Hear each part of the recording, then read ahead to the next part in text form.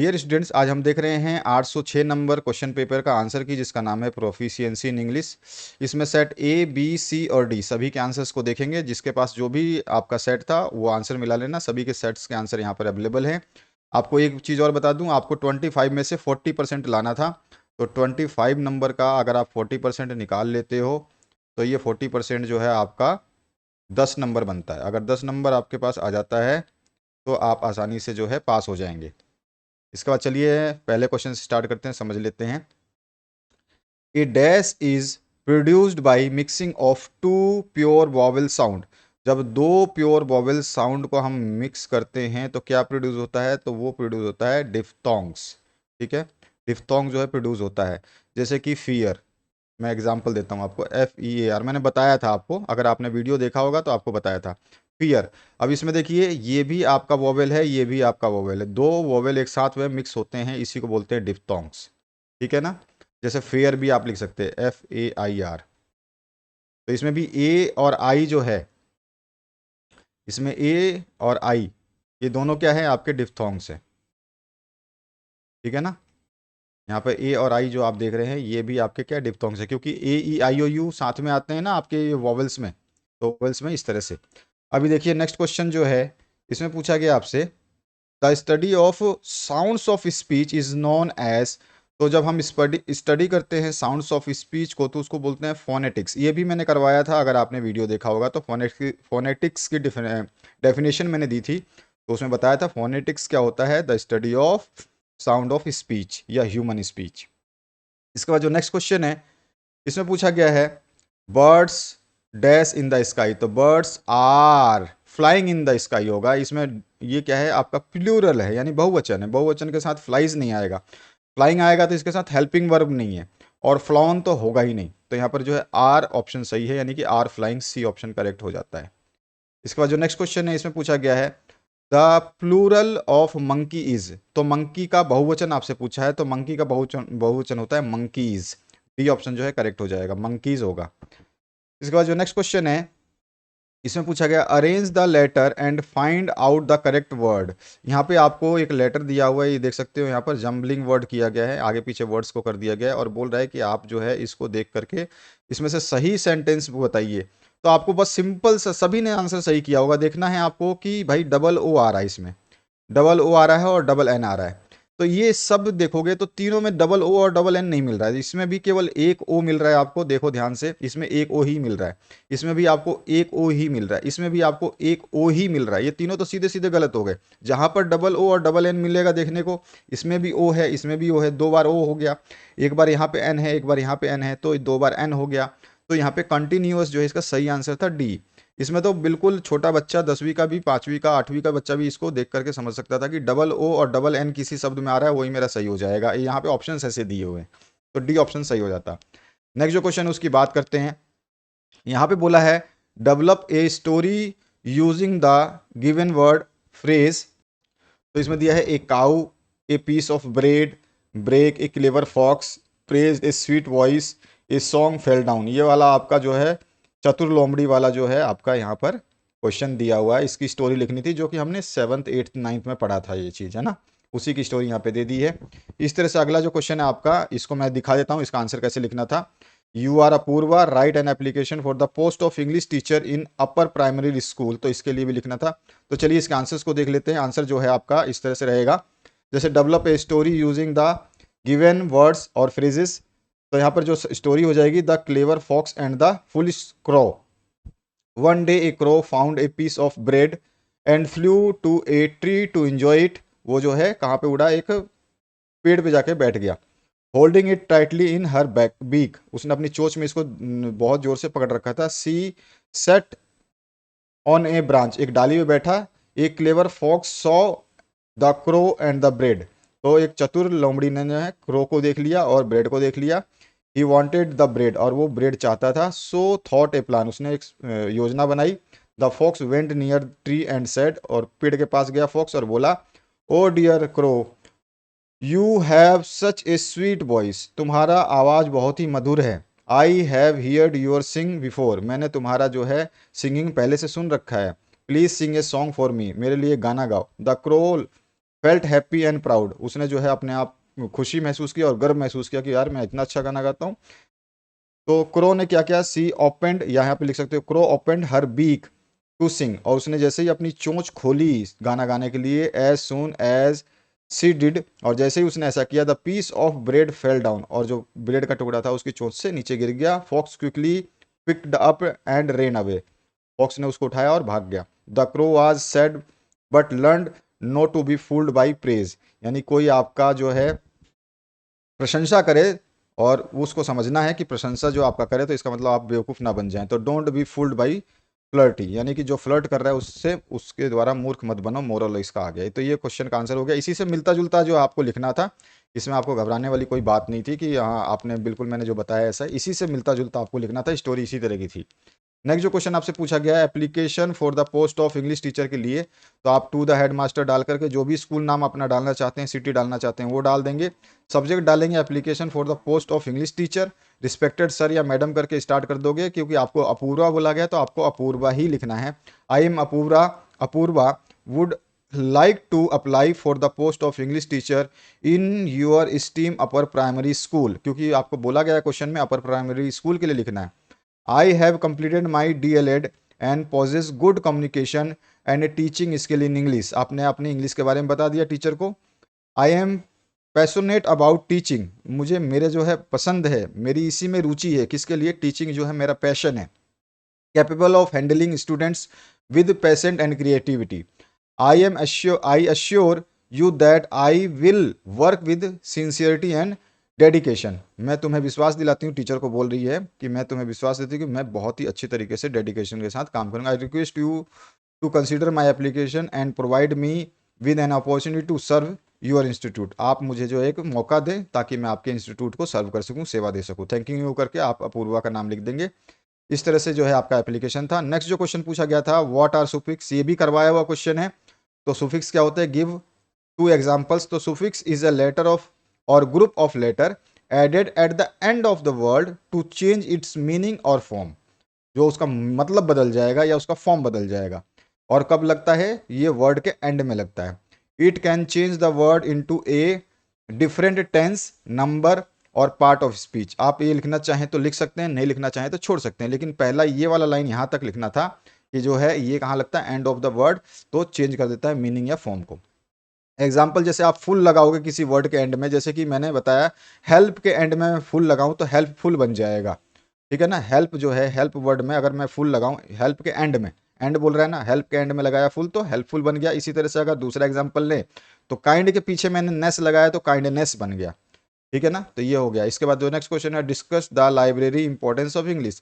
तो the library play an important role in developing English language skills. It provide access to a wide range of books, newspaper, magazine and dictionaries in English. सही है ना भाई। English की जो library होती है वहाँ पर क्या मिलेगा आपको, न्यूज़पेपर इंग्लिश में मिल जाएंगे, बुक्स मिल जाएंगी, मैगजीन मिल जाएंगी, डिक्शनरीज मिल जाएंगी, जो कि स्टूडेंट्स को हेल्प करते हैं। किस में हेल्प करते हैं, डिस्कस करना है। आपका बड़ा क्वेश्चन है तो एक दो लाइन से तो काम नहीं चलेगा, थोड़ा सा आप बता दोगे कि इंप्रूव करता है रीडिंग स्किल, इनहेंस करता है वोकेबलरी या इंप्रूव करता है वोकेबलरी, लर्न करने का मौका मिलता है ग्रामर, सेंटेंसेस को, स्ट्रक्चर्स को, ठीक है। डेवलप होती है हैबिट की, साइलेंट रीडिंग की, क्योंकि हम लाइब्रेरी में साइलेंट रीडिंग करते हैं और सेल्फ स्टडी करते हैं। एक्सप्लोर करता है literature story from different cultures and authors, ठीक है। तो आप बता सकते हो कि लाइब्रेरी में डिफरेंट कल्चर्स के ऑथर्स के जो है आपको लिटरेचर और स्टोरीज मिल सकते हैं। What is active listening?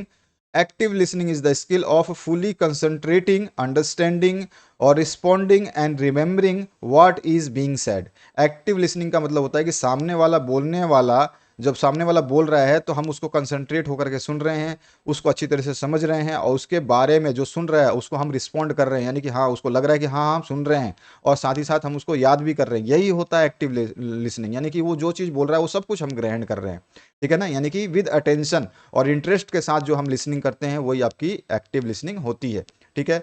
इसमें क्या होता है, maintaining eye to eye contact, मैंने बताया था कि एक्टिव लिसनिंग में क्या होता है, आई कांटेक्ट करते हैं। गिविंग फीडबैक, ठीक है।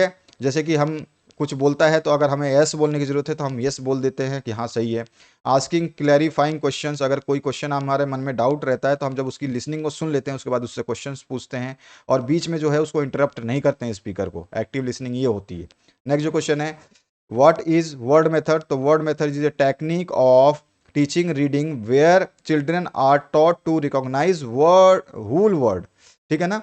वर्ड मेथड क्या होता है? ये टेक्निक है टीचिंग का, ठीक है, रीडिंग मतलब रीडिंग सीखने की टेक्निक है, जिसमें चिल्ड्रन को जो है पूरा का पूरा वाक्य, जो पूरा का पूरा वर्ड जो है, शब्द, पूरा का पूरा शब्द सिखाया जाता है। किसकी जगह? इंडिविजुअल लेटर और साउंड की जगह। मतलब उसमें लेटर्स और साउंड्स पे ध्यान नहीं दिया जाता है, पूरे के पूरे वर्ड पे ध्यान दिया जाता है। इसमें क्या होता है, फायदा क्या है, इसको थोड़ा सा डिस्क्राइब करना पड़ेगा, नंबर पूरे लेने हैं तो। A child learns shape and meaning of the word. ठीक है। Word are introduce with picture और actions and it focus on understanding the word in the context. किस कॉन्टेक्स्ट में वर्ड्स लिखे गए हैं उस पर ये फोकस करता है। इसके बाद जो नेक्स्ट क्वेश्चन है, discuss the importance of punctuation. तो पंक्चुएशन क्या होता है? Punctuation is the use of mark such as periods, comma, question mark, explanation marks etcetera to make the meaning of sentence clear and understandable. जैसे कि इसमें इसका importance क्या है, यहाँ पे हम देखेंगे एग्जाम्पल। जैसे कि यह सेपरेट करता है आइडिया को, अवॉइड करता है कंफ्यूजन को। जैसे कि हम एक शब्द में हिंदी में बोलता हूँ, जैसे कि आपने सुना होगा, रोको, कॉमा, मत जाने दो। तो उसका मतलब उसको बोला जा रहा है किसी को कि रोको, उसको मत जाने दो। अब इसी कोमा को मैंने रोको कोमा बोला, अब रोको मत कोमा लगा दो, जाने दो, वही सेंटेंस है, केवल कोमा का फेर है। तो उसमें सामने वालों को हमने इंस्ट्रक्शन दिया कि भाई रोको मत, उसको जाने दो। तो comma, inverted comma, question mark, exclamatory sentence, कुछ भी लगा करके जो है उसका क्लियर मीनिंग हो जाए, उसी को हम बोलते हैं प्रोनाउंसिएशन, जो है ये आपका सॉरी पंक्चुएशन। ठीक है ना। इसमें क्या होता है, पॉज और स्टॉप रहता है ना, कहाँ पर हम जो है हमें रोकना है, किसको जाने देना है, क्या करना है, वो क्लियर जो है रीडर को पता रहता है कि कहाँ पे पॉज लेना है, कहाँ पे स्टॉप करना है। क्लियरिटी मीनिंग की जो है सेंटेंस की बहुत ही ज़्यादा इस अच्छी होती है। लेट्स ईट ग्रांडमा, चलो दादी खाना खाएं, वर्सेस लेट्स ईट ग्रांडमा। अब यहाँ पे देखो, यहाँ पे भी आपका लेट्स ईट ग्रांडमा है, और यहाँ पर भी जो है आपका लेट्स ईट लेट ईट ग्रांडमा है। तो यहाँ पर चेंज टोन और इंटेंशन, यहाँ पर जो है आप चेंज कर सकते हैं टोन को और इंटेंशन को। कैसे? क्योंकि यहाँ पे लेट ईट ग्रांडमा, कॉमा लगा दिया, ध्यान रखिएगा यहाँ पे कॉमा लगा, लेट ईट ग्रांडमा और लेट्स ईट ग्रांडमा। ठीक है ना। तो यहाँ पर जो है ये पूरा का पूरा सेंटेंस क्लियर नहीं है, लेकिन ये क्लियर है, लेट्स ईट, चलो खाना खाएं दादी माँ, और यहाँ पे चलो खाना खाएं दादी माँ। अभी कोई भी मतलब रुकने का कोई प्रोविजन नहीं दिया है, तो इसी को बोलते हैं punctuations. Discuss the advantage and disadvantage of print script, बताया हुआ है। Print script is a type of handwriting where each letter is written separately, जैसे कि यहाँ पर ये हैंड राइटिंग है, similar to printed letters in the book. यही मैंने बताया था डेफिनेशन। तो प्रिंट स्क्रिप्ट क्या होता है? ऐसी राइटिंग होती है जहाँ की लेटर्स जो होते हैं, जैसे कि DISUSS, सब अलग अलग लिखे हैं, तो ये सेपरेटली लिखे हुए हैं, अलग अलग लिखे हुए हैं, जैसे कि कोई बुक छपती है। एडवांटेज क्या है? Easy for beginners to learn and read, भाई कोई भी आदमी आसानी से पढ़ सकता है जब वर्ड भचर पचर नहीं होगा, अलग अलग होगा, साफ सुथरा होगा। तो letters are clear and distinct, letter जो है बिल्कुल क्लियर होते हैं, अलग अलग होते हैं। और matches the letter seen in book and screen, और बिल्कुल मैचेस करता है, जैसा हम लेटर देखते हैं बुक में और स्क्रीन पे वैसे ही मैच करता है, जैसा देखा जा रहा है। इसकी एक डिसएडवांटेज भी पूछा है, तो डिसएडवांटेज बता सकते हैं, स्लोअर देन कर्सिव राइटिंग, मतलब इसको लिखने में जो है कर्सिव राइटिंग जो है मिलाकर लिख देते हैं। जैसे आप अपना साइन करते हो तो बहुत फास्ट करते हो, लेकिन अगर आपसे बोला जाए कि आप अपना नाम इस तरह से अलग अलग लिखो तो आपको टाइम लगेगा, तो ये स्लो हो जाएगा। लेकिन अगर आपको नाम बोले कि अपना नाम लिखो, सिग्नेचर करो, तो आप कैसे लिखते हो? फटाफट घुमा कर जाकर पेन लिख देते हो, तो उसको बोलते हैं कर्सिव राइटिंग। तो कर्सिव से ये स्लो होता है। May not help in developing speed writing skill, हाँ इससे स्पीड राइटिंग स्किल जो, जबकि स्लो है तो स्पीड राइटिंग हो ही नहीं सकती है। Does not teach the natural flow of hand writing, और जो नेचुरल फ्लो होता है लिखने का, जो नेचुरल तरीका होता है जो हम कॉपी में लिखते हैं, वो तरीका इसमें फॉलो नहीं हो सकता। अगर हम इस तरह से वर्ड्स लिखेंगे, आप लिख कर देखना एक सेंटेंस, तो आपको टाइम लगेगा, ठीक है ना, वो फ्लो नहीं बनेगी। तो इसमें ये है, ये केवल बुक छापने के लिए सबसे अच्छी जो है स्क्रिप्ट मानी जाती है। How is silent reading different from loud reading, तो आप एक तरफ साइलेंट रीडिंग, लाउड रीडिंग लिख सकते हो। ये साइलेंट जो रीडिंग होती है विदाउट स्पीकिंग होती है, केवल आईज से पढ़ते हैं, है ना, और ये रीड अलाउड यानी कि बहुत तेज़ी से पढ़ा जाता है, दूसरे आदमी सुन सकते हैं। कॉम्प्रीहेंशन एंड कंसंट्रेशन जो है साइलेंट रीडिंग में बढ़ता है, इसमें प्रोनाउंसिएशन और फ्लुएंसी बढ़ती है। ये फास्टर होता है क्योंकि पर्सनल अंडरस्टैंडिंग के लिए होता है, ये स्लोअर होता है क्योंकि ये प्रैक्टिस और परफॉर्मेंस पे डिपेंड करता है। इस तरह से ये सेल्फ स्टडी एंड एग्जाम में जो है सबसे ज़्यादा काम आता है साइलेंट रीडिंग, और ये जो है क्लासरूम प्रैक्टिस और ओरल स्किल के लिए लाउड रीडिंग जो है काम आता है। इस तरह के डिफरेंसेस थे, कोई भी आप डिफरेंसेस लिख सकते थे, इससे अधिक भी है, मैंने मेन दिए हैं। How is pre reading stages different from post reading stage. तो यहाँ पे प्री रीडिंग में होता है, प्री रीडिंग जो है this stage happens before reading the text, यानी कि किसी टेक्स्ट को पढ़ने से पहले जो है प्री रीडिंग किया जाता है, जैसे घर के पढ़ के आते हैं। पोस्ट रीडिंग जो होता है this happen after reading the text, अब जब हम रीडिंग कर लेते हैं उसके बाद जो है इसको समझने का प्रयास करते हैं। तो aim is prepare for reader to content, इसका एम क्या होता है कि हम तैयार होकर आए कि रीड करना है, और इसका जो काम क्या होता है कि हमने पढ़ लिया, अब उसको जो है रिफ्लेक्ट करें, एनालाइज करें, चेक करें अंडरस्टैंडिंग को, है ना, कि हमने क्या पढ़ा था। इसमें prediction, vocabulary, preview and discussing topic जो है ये एक्टिविटीज़ इंक्लूड रहती है। इसमें जो है समरी, आंसरिंग, क्वेश्चंस, डिस्कशन ये इंक्लूड रहती है। इसमें इंटरेस्ट एंड ब्रेकडाउन नॉलेज होता है, ठीक है ना, इंटरेस्ट और ब्रेकडाउन नॉलेज जो है बनता, बैकग्राउंड नॉलेज जो है वो इम्प्रूव होता है। और इसमें जो है इवल्यूट होता है कॉम्प्रिहेंशन को, जैसे कि आपने कितना अच्छा पढ़ा है, क्रिटिकल आपकी थिंकिंग कैसी है, ये सब चीज़ें इसमें देखी जाती है। तो इस तरह से आपके सारे क्वेश्चंस के आंसर मैंने बता दिए, तो आशा करता हूँ सभी का पेपर बहुत ही बेहतरीन गया होगा। Thank you very much, have a good day.